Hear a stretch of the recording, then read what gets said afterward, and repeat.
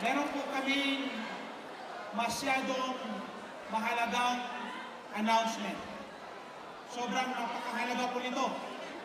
Ngunit, bago ang lahat, ay ang aming paghingi ng aming taus-pusong kaumanhin.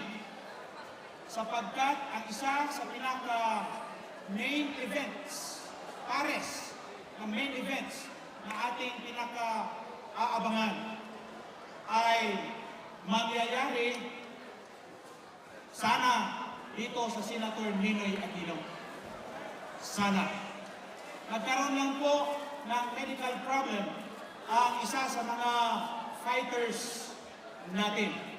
Kung kaya, inihihingi ng lahat ng mga boxing promotions na nandito ngayon, kasama ng WBA, on behalf of the WBA Asia, na ang matutunghayan po ninyo na laban ay huling laban na po.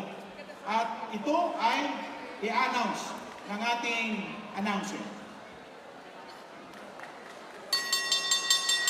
Okay, ladies and gentlemen, it is time for our main event of the evening. 10 rounds of boxing for the vacant WBA Asia Minimum Weight Championship. And now, ladies and gentlemen, let us introduce our fighters as they make their entrance here into the ring. First, please welcome Jonathan Refugio!